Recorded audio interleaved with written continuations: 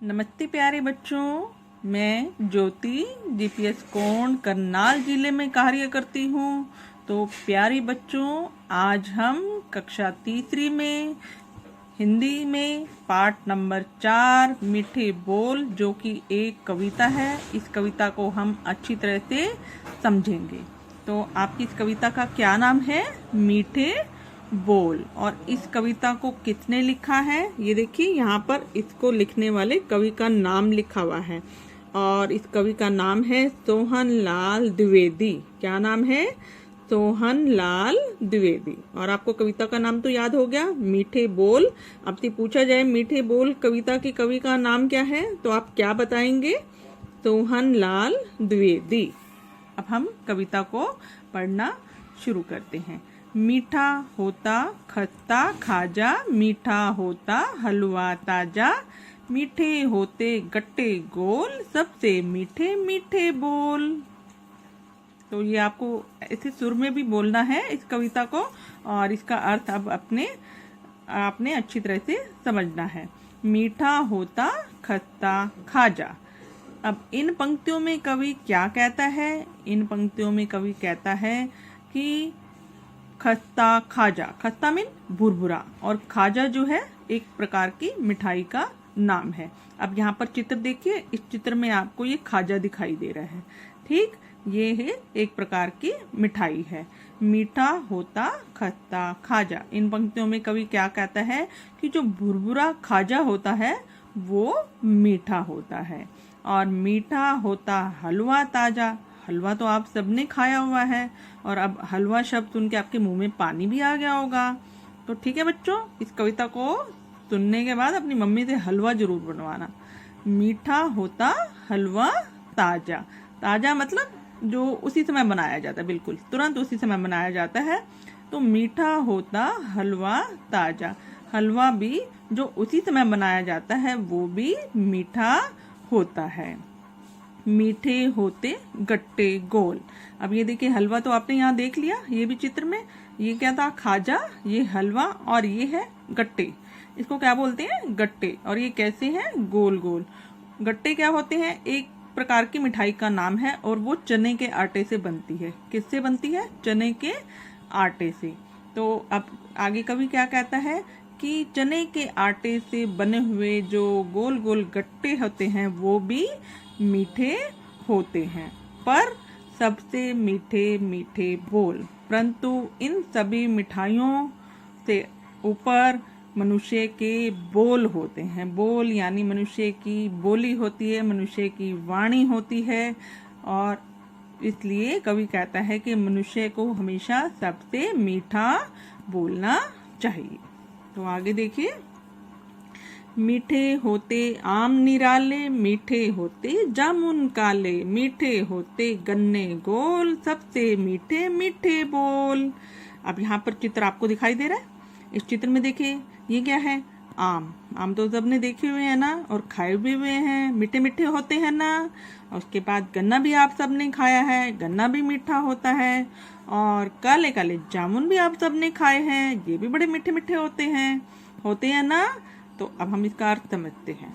मीठे होते आम निराले। इन पंक्तियों में, इन लाइनों में कवि क्या कहता है कि जो आम की मिठास होती है वो बड़ी निराली यानी सबसे अलग होती है। आम फल है ना, एक प्रकार का, एक फल का नाम है, और ये क्या होता है? मीठा होता है।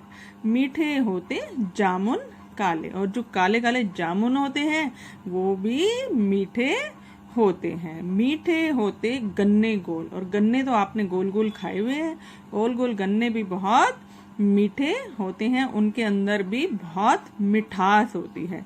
सबसे मीठे मीठे बोल, परंतु इन सबसे भी अधिक मीठी वाणी होती है। मनुष्य की बोली होती है, मनुष्य के बोल होते हैं। इसलिए कवि कहता है कि हर इंसान को दूसरे से हमेशा मीठा बोलना चाहिए। आगे देखिए, मीठा होता दाख छुआरा, मीठा होता शक्कर पारा, मीठा होता रस का घोल, सबसे मीठे मीठे बोल। अब मीठा होता दाख छुआरा। दाख मीन क्या होता है? सूखा। छुआरा क्या होता है? सूखा मेवे का नाम है। ये देखिए, ये छुहारे का चित्र बना हुआ है, ये आपने देखा हुआ है, ब्राउन कलर भूरे रंग का होता है ये। और ये क्या होता है? सूखा मेवा होता है। और मीठा होता दाख छुआरा। अब इन पंक्तियों में कवि क्या कहता है कि जो दाख छुआरा नामक फल होता है, सूखा फल होता है, वो मीठा होता है। मीठा होता शक्कर पारा। अब ये देखिए, शक्कर पारा है, ये क्या है? शक्कर पारा है। जो शक्कर पारा क्या होता है? इसको हम बोलते हैं खुरमा। खुरमा तो आपने खाया हुआ है ना? खुरमा भी मीठा होता है, शक्कर पारा भी मीठा होता है। और मीठा होता रस का घोल। रस का घोल तो आपको पता ही है किससे बनता है? गुड़ से बनता है, चीनी से भी बनता है, शक्कर से भी बनता है। इनको, ये रस का घोल कैसे बनता है? इसको हम क्या करते हैं? पानी में घोल देते हैं और ये मीठा रस बन जाता है, मीठे रस का घोल बन जाता है। मीठा होता रस का घोल। चीनी, शक्कर, गुड़, जो भी चीज है उसको हम पानी में मिलाकर जो घोल बनाते हैं वो रस भी मीठा होता है। सबसे मीठे मीठे बोल, पर इन सब से अधिक मीठा क्या होता है? मनुष्य की मधुर वाणी होती है, मधुर बोल होते हैं। मीठी होती पुआ सुहारी, मीठी होती कुसली न्यारी, मीठे रसगुल्ले अनमोल, सबसे मीठे मीठे बोल। अब देखिए, मीठी होती पुआ सुहारी। पुआ क्या होता है? पूड़ा। पूड़ा आपने खाया है ना? मीठा मीठा पूड़ा होता है। और सुहारी क्या होता है? पूड़ी। पूड़ी भी आपने खाई हुई है। तो पूड़ी भी मीठी बनती है कई बार। तो पुआ सुहारी का मतलब पूड़ा पूड़ी। मीठी होती पुआ सुहारी। अब इन पंक्तियों में क्या कहता है कि जो मीठा पूड़ा होता है और जो मीठी पूड़ी होती है वो दोनों ही मीठे होते हैं। मीठी होती कुसली न्यारी। कुसली क्या होता है? गुजिया। गुजिया तो आप सबने खाई है ना? मिठाई होती है, आप सबने जरूर खाई होगी। और जो गुजिया होती है वो भी सबसे अलग होती है और वो भी मीठी होती है। मीठे रसगुल्ले अनमोल। ओहो, रसगुल्ले तो आप सबने खाए हैं और इसको भी सुन के आपके मुंह में पानी आ गया होगा। मीठे होते हैं ना?